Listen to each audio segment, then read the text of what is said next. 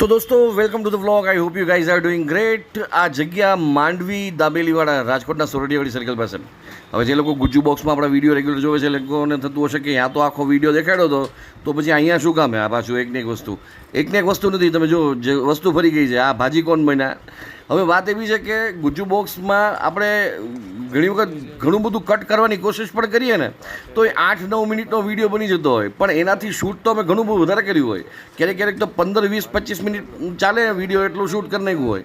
ક્યારેક તો એમાં સારા બિહાઇન્ડ ધ સીન્સ પણ હોય, જે લોકોને જોવા ગમતા હોય. ક્યારેક અમુક રેસિપીઝ પણ રહી જતી હોય છે ગુજ્જુ બોક્સમાં દેખાડવાની બાકી રહી જતી હોય.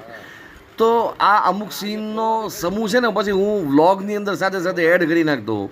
એટલે જે લોકો મિસ કરી ગયા હતા, જેમાં કોમન સબસ્ક્રાઈબર્સ હોય ગુજ્જુ બોક્સના અને સાયક્લોનિક સમીર વ્લોગ્સના, તો એ લોકો એન્જોય કરી શકે. બાકી જે લોકોને ખ્યાલ નથી કે માંડવી કચ્છી દાબેલીવાળા એનો વિડીયો કેવો હતો એ અહીં જોઈ શકે. આ જગ્યા છે ને સોરઠિયાવાડી સર્કલ એ રાજકોટના પૂર્વ છેડામાં આવેલું અને મારું રેસિડેન્સ છે ને એ રાજકોટના પશ્ચિમ છેડામાં. ઘણી વખત એવું થતું હોય કે આપણે અમુક ફૂડ આઇટમ્સ એવી હોય કે જે ખાવા માટે પૂર્વ પશ્ચિમ ને ઉત્તર દક્ષિણનું કંઈ ડિસ્ટન્સ ગણતા જ ન હોય. એમાંથી એક આ વસ્તુ છે.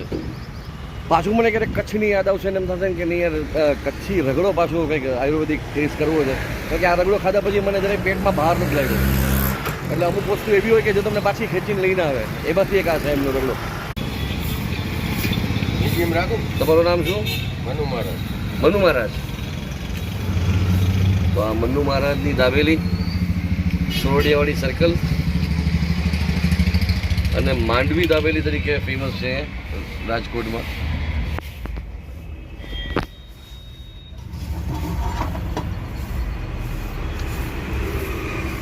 તો મન્નુ મહારાજ આ શું છે? આ રગડો. અચ્છા, રગડો છે.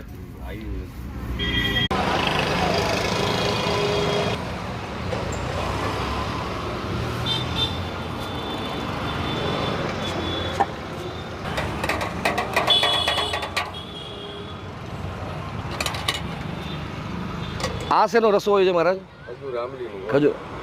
ખજૂર આંબલી ગોળ. અને આ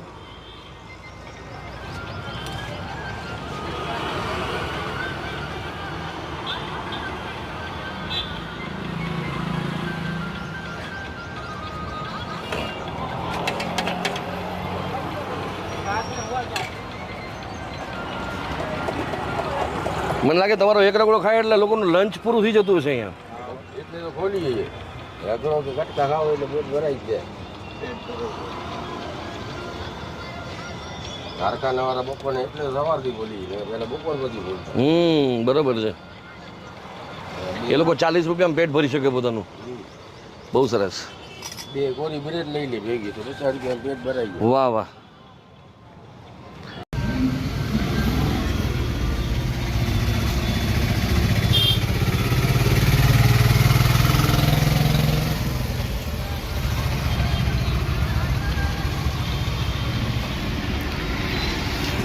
તમને અહીંયા કઈ વસ્તુ ટેસ્ટ કરવા? બસ બહુ મસ્ત, સારી હતી.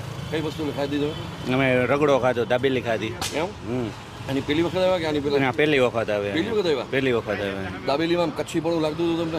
હા હા. રગડા બાબતમાં શું કહેવું? રગડો જોરદાર હતો. એમ? વસ્તુ સારી હતી. એમ કહેવાય છે કે આ આ બની રહે છે કચ્છી ભાજી કોણ?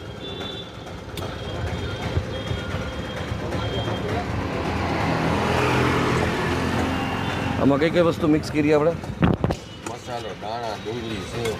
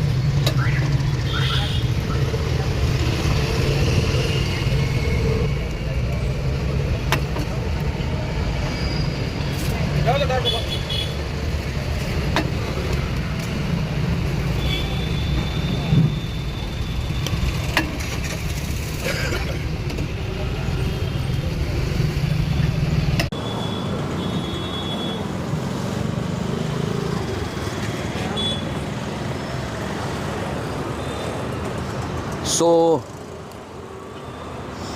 છાશ આપી દેજો ને. હા લઈ લો કાંઈ વાંધો નહીં.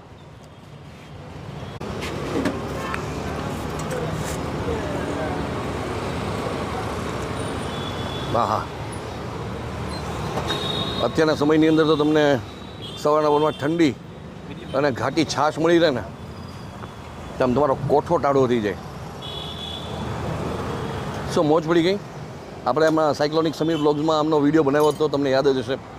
આજે પાછો અહીંયા એટલા માટે આવ્યો છું કારણ કે મારે ગુજ્જુ બોક્સ માટે શૂટ કરવાનું હતું અને સંતકબીર રોડનો વારો પાછો આજે બીજી વખત નીકળ્યો છે કારણ કે હજી અહીંના અમુક ફૂડ જોઈન્ટ્સ બાકી રહી ગયા છે જે શૂટ કરવાના હતા. અને આપણે જે મિહિરભાઈ છે આપણે લિસ્નર હતા રેડિયોના એક સમય, એમાં પણ કીધું સમીરભાઈ આ જગ્યા ભૂલતા નહીં, ગુજ્જુ બોક્સ માટે બહુ સરસ છે. તો ત્યાં ચલણાવાળા દાળ પકવાન આપણને સિદ્ધાર્થભાઈ ખવડાવ્યા.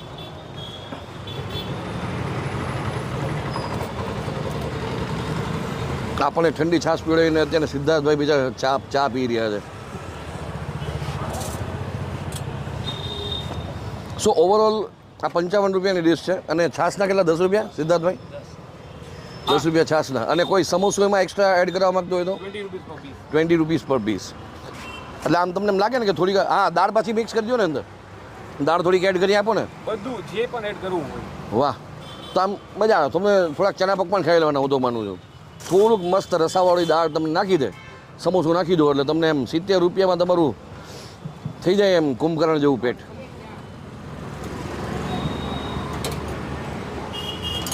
તો ગુજ્જુ બોક્સનો તો વિડીયો આપણે બતાવી નાખો. આ એક્સ્ટ્રા શોર્ટ્સ છે બધા તમારી સાથે શૂટ કરવાના. હસમુખભાઈ આપણા સબસ્ક્રાઈબર છે. જિંદગી જોવો અને કેવી જોવાની, આ મેગી મંચુરિયન ને પીઝાના પ્રેમમાં આપણી ખીચડી ખોવાણી. હા બહુ સાચી વાત છે. બરોબર. એટલે આમ જોવો તો અત્યારે ફૂડમાં તો બહુ બદલતું જાય છે. સાચું ફૂડ ખોવાઈ ગયું ને બધું ઓલું ચટપટું ને હેલ્થને નુકસાન થાય એવું જ ફૂડ બધાય ખાય. એટલે ફૂડને બહુ કાળજીમાં લેજો. પણ આ તમારી જાણ ખાતર કાઠિયાવાડમાં આપણી ખીચડી પાછી યુટર્ન લઈને આવી ગઈ છે. લોકો હવે વઘારેલો રોટલો, બાજરાનો કે મકાઈનો રોટલો, જુવારનો રોટલો, ઇવન આપણું ઊંધિયું, આપણા રીંગણાનો ઓળો, ભરેલા રીંગણા, આ બધું પાછું માંગવા માંડ્યા છે. એમ તો છોકરા આનાથી દૂર ભાગે તો એનું શું કરવું? એ મા બાપની જવાબદારી છે કે પોતાનો વારસો પોતાના બાળકોને આપે. જેમ કે આ છે ને સિંધી ડીશ છે.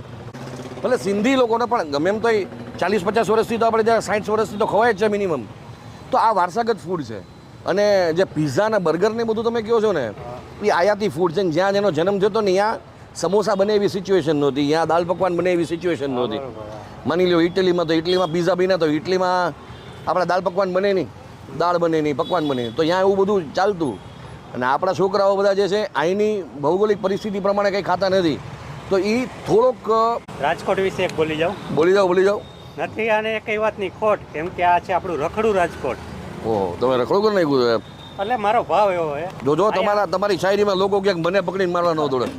અહીંયા આજીને ન્યારી છે પણ પાણીપુરી સૌને પ્યારી છે. એ તો છે. એ મારી અધૂરી કવિતા છે. તો ભાઈ હવે પૂરી દાળ પકવાનમાં કરી નાખજો ક્યારેક ભાઈ. આ દાળ પકવાન કરીએ. બરોબર. Thank you Hasmukhbhai.